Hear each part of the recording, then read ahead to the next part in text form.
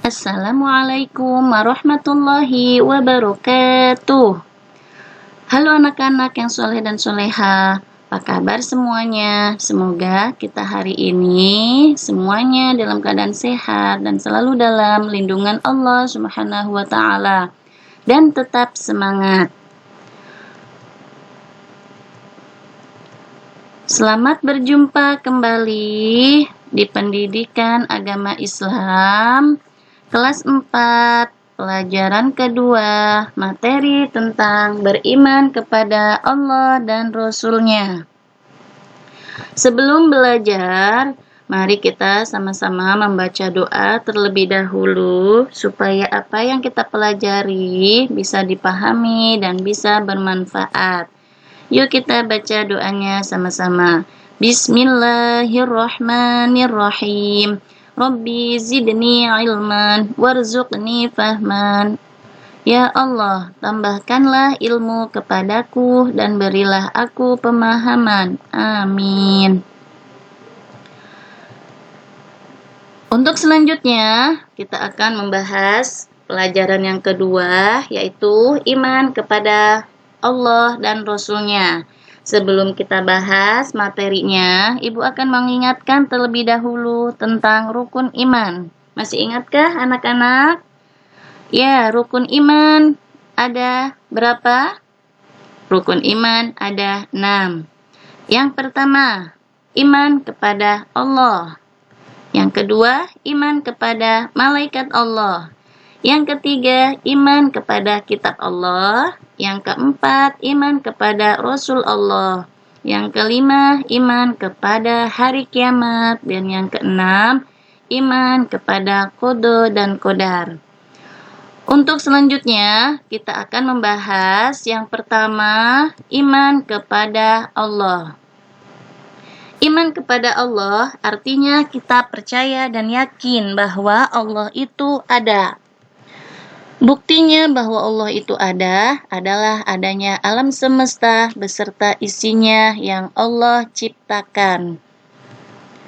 Bagaimana kita mengenal Allah? Ya, kita mengenal Allah dengan yang pertama melalui alam semesta. Alam semesta dengan semua isinya, baik yang ada di langit dan di bumi, yang nyata dan yang gaib, yang hidup dan yang mati, semuanya adalah ciptaan Allah. Allah sebagai pencipta disebut Khaliq, dan dan kita yang diciptakan disebut makhluk. Yang kedua, melalui Al-Quran. Al-Quran adalah wahyu Allah Subhanahu wa Ta'ala yang diturunkan kepada Nabi Muhammad SAW untuk disampaikan kepada umatnya. Di dalam Al-Quran ada banyak ayat yang menjelaskan bahwa Allah itu ada dan Allah adalah pencipta alam semesta. Contohnya adalah Quran Surat Al-An'am ayat 102 yang berbunyi, A'udzu billahi minasyaitonir rajim. Bismillahirrahmanirrahim. Dzalikumullahu rabbukum la ilaha illahu khaliqu kulli syai'in fa'buduh wa huwa ala kulli syai'in wakil. Artinya, itulah Allah Tuhan kamu, tidak ada Tuhan selain Dia, pencipta segala sesuatu. Maka sembahlah Dia, dan Dia adalah pemelihara segala sesuatu. Selanjutnya, yang ketiga, melalui Asmaul Husna. Tentu kalian sudah mengetahui ya, apa itu Asmaul Husna?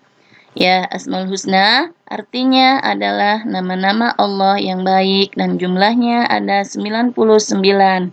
Tetapi yang akan dibahas kali ini kita hanya akan membahas 3 Asmaul Husna. Yang pertama, Al-Basir. Al-Basir artinya Allah Maha Melihat. Allah bisa melihat segala sesuatu, baik yang kecil atau yang besar, dan yang nyata atau yang gaib. Yang kedua, Al-Adil. Al-Adil artinya Allah Maha Adil. Di hadapan Allah semuanya sama. Allah tidak melihat dari keturunannya, hartanya, jabatannya, ataupun warnanya. Manusia yang paling mulia di sisi Allah adalah yang paling bertakwa.